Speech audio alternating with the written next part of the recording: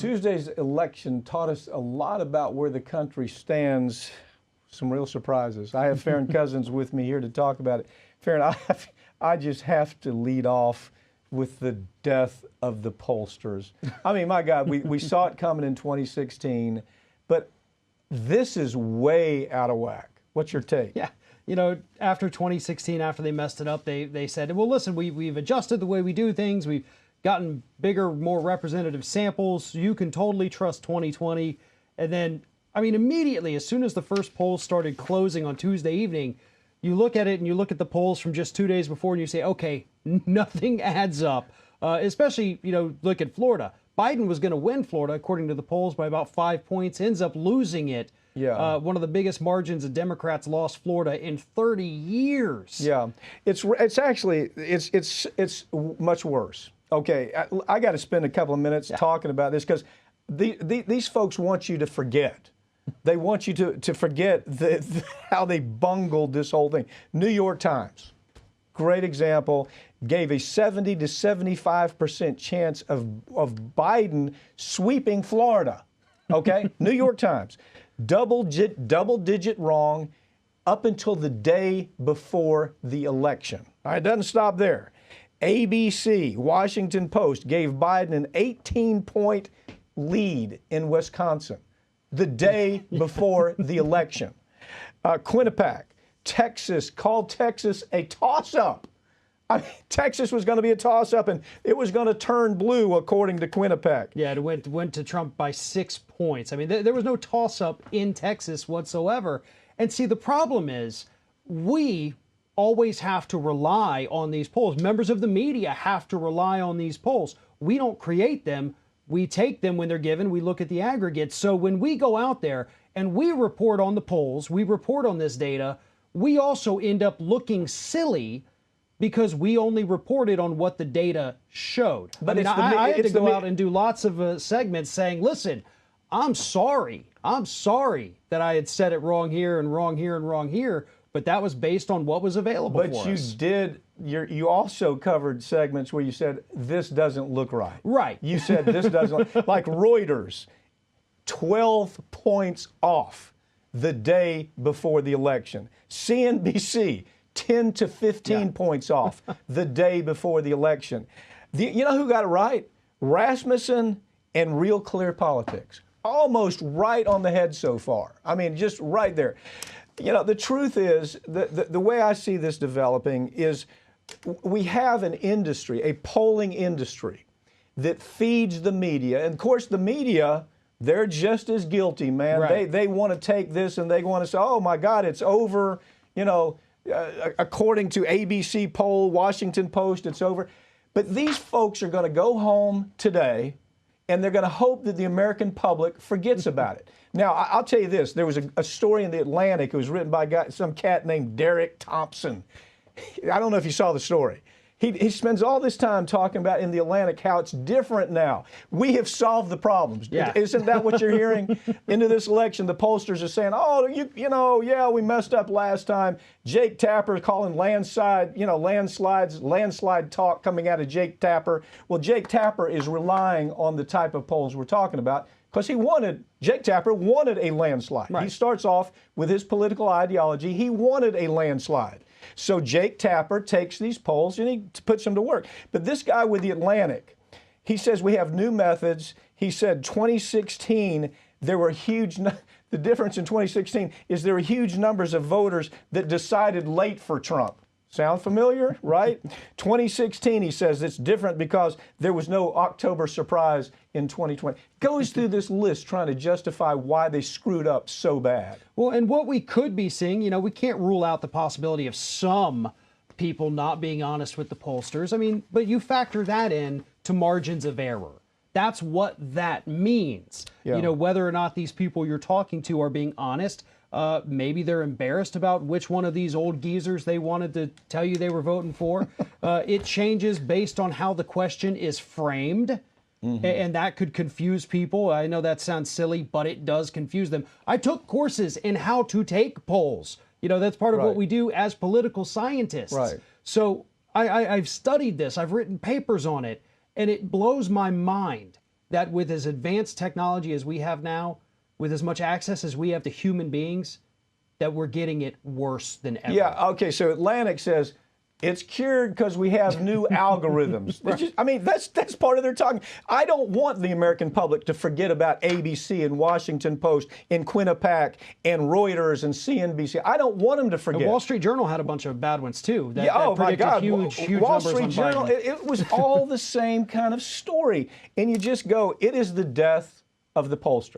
Unless they fix this, it is almost irrelevant. You know, the worst thing about it is the state polling, no-name polls, you know, maybe came from a university, they got it right. Yeah. State by state, they got it right, but the media didn't want to tell their story because it wasn't a jazzy story. So they didn't tell the story. Well, you know what? You know, you brought up a good point about the algorithms. They say we fixed the algorithms. That means, you know, they're putting these numbers through the computers, they're letting those computations take place versus the universities. What do the universities do?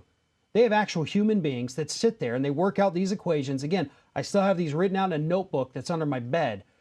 There's equations you use to determine the poll numbers. Mm-hmm. You input the data, X, Y, Z, whatever it is, and that's what these universities are doing, and that's far more reliable than letting a computer, you know, if you input something wrong in the computer, you don't see it in the final result. Or if you do a forced polling, right. If you force your, we're seeing a lot of that. Yeah. We looked at a lot of these, they were just push polls. They were saying, hey, this is a way to say that you're not going to vote for Trump. And they would push poll. Yep. And then the media, NBC, ABC, would take all this and they would have just a heyday with it. Polling is dead. I swear to God, I proclaim it dead. This blue wave that we're going to see, it's a mud puddle. A record number of young voters participated in this year's election despite unprecedented challenges. Brigida Santos joins me to talk about that.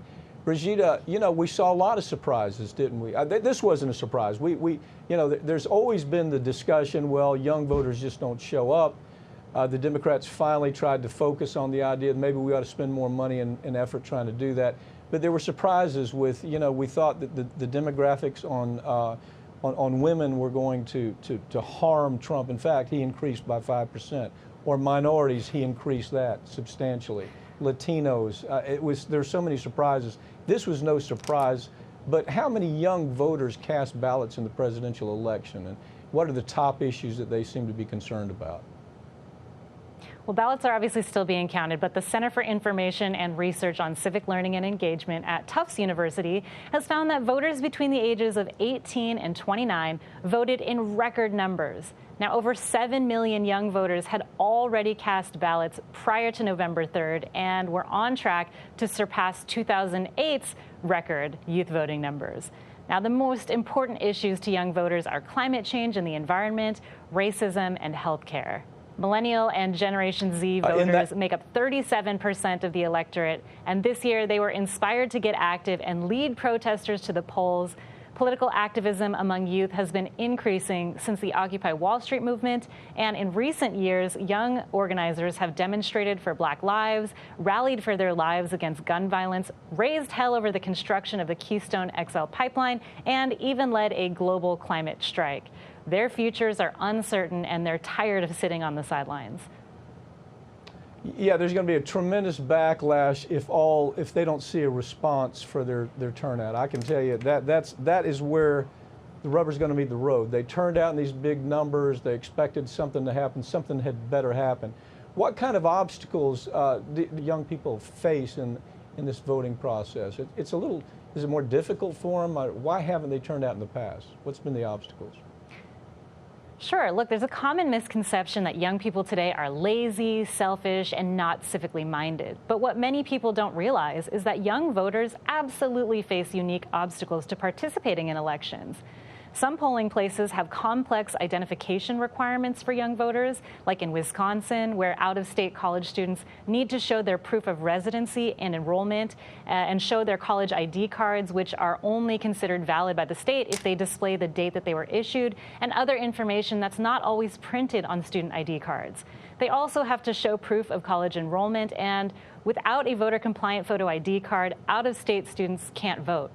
Wisconsin's college students make up 6.9% of the eligible voting population there, and Donald Trump won there in 2016 by 1 percentage point. So this is a significant voting bloc that's potentially being left out. Now, other states have also implemented laws and rules that undermine young voters, like removing mobile or early voting sites on campuses. Students can't always take the day off to go vote, so this absolutely discourages them. And then, of course, this year, health concerns over the coronavirus pandemic also created additional obstacles for voters, regardless of age. And despite these youth voter suppression efforts, young people aren't letting it stop them. And in some states like California, voters just weighed in on whether or not to expand voting rights to 17-year-olds. So far, it does not look like Proposition 18 is going to pass to allow 17-year-olds to vote. But the fact that we're even talking about it and that it's even an issue on the ballot says a lot. What kind of candidates might we expect young voters to support down the line? What are we looking for in a candidate? Definitely candidates that prioritize environmental issues. This is not just a Democratic issue. Many young conservatives also care about the environment and conservation efforts. Young people are the ones left dealing with the country's problems. It's exciting to see them care about their futures and participate in shaping it. And this shows that they know their voices and votes matter, no matter how much the establishment counts on them not showing up. And in the future, those establishment candidates may not be able to hold their votes if they don't follow through with the things that they want. Yeah, there better be a serious follow through on climate change this go round, or they, burn them one time, and there's not going to be another turnout like what we saw here for these voters. Anyway, Brigida, thank you for joining me, okay? Thanks, Mike.